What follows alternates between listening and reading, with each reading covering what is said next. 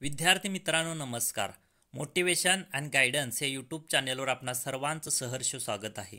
विद्यार्थी मित्रांनो, आजच्या व्हिडिओमध्ये आपण इयत्ता 9वी इतिहास शॉर्ट नोट्स पाहणार आहोत. चला तर मग सुरुवात करूया.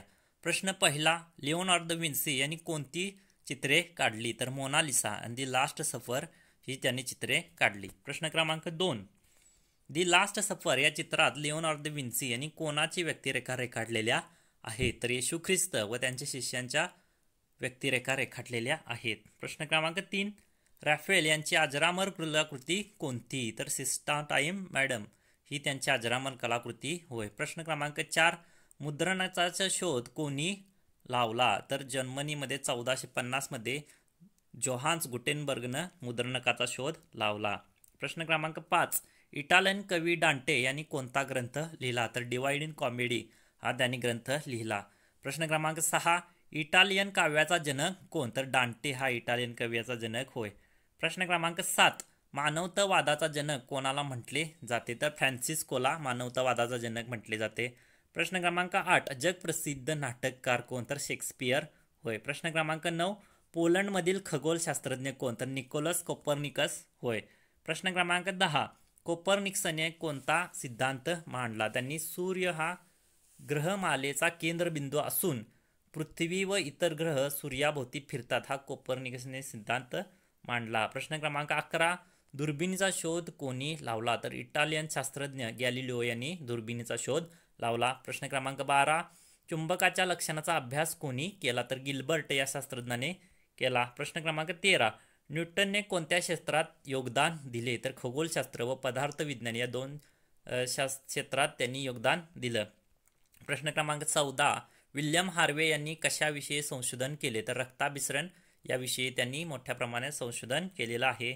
प्रश्न क्रमांक 15, कार्बन डायऑक्साईडचा शोध कोणी लावला? तर होल्डमॉन्ट यांनी कार्बन डायऑक्साईडचा शोध लावला. प्रश्न क्रमांक 16, क्रांतियुग कोणत्या कालखंडाला म्हटले जाते? तर 1750 ते 1850 या कालखंडाला क्रांतियुग असे म्हटले जाते. प्रश्न क्रमांक 17, जगातील 3 महान क्रांत्या कोणत्या? तर फ्रेंच राज्यक्रांती, अमेरिकनचं स्वातंत्र्य युद्ध आणि औद्योगिक क्रांती ह्या जगातील 3 महान क्रांत्या होय. प्रश्न क्रमांक 18, औद्योगिक क्रांती हा शब्द प्रयोग प्रथम कोणी वापरला? तर आर्नॉल्ड टॉयम्बी यांनी हा प्रथम पहिल्यांदा वापरला. आता आपण वैज्ञानिक व त्यांचे शोध पाहणार आहोत. तर वैज्ञानिक बघूया आपण. जॉन के यांनी धावता धोट्याचा शोध लावला. जेम्स हरग्रीव्स यांनी स्पिनिंग जेनी या यंत्राचा शोध लावला.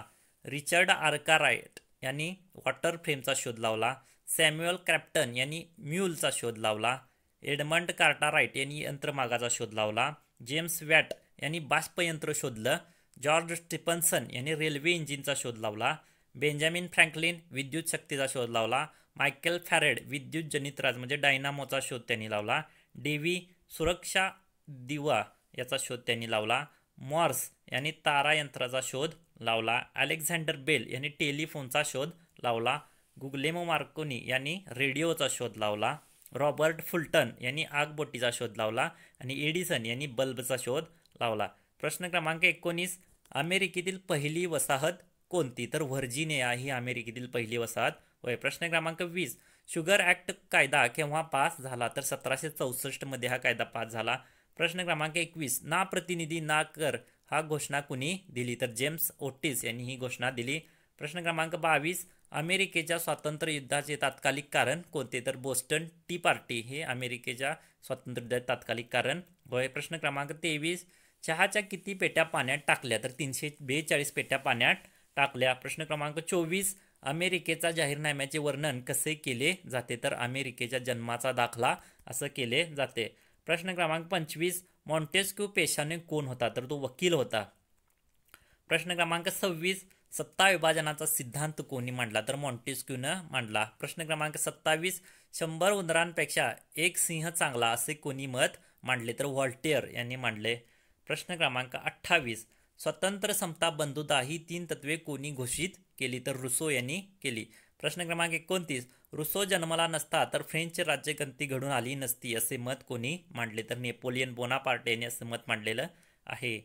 प्रश्न क्रमांक 30, इस्टेट सभा फ्रान्समध्ये किती वर्षांनी बोलवली? तर 175 वर्षांनी ही सभा बोलवली होती. प्रश्न क्रमांक 31, मानवी हक्काचा जाहीरनाम्याचे वर्णन कसे केले जाते? तर जुन्या युगाचा मृत्यूचा दाखला असं केलं जाते. प्रश्न क्रमांक 32, तुटीची राणी म्हणून कोणाला ओळखले जाते? तर मेरी अँटोनेट हिला तुटीची राणी म्हणून ओळखले जाते.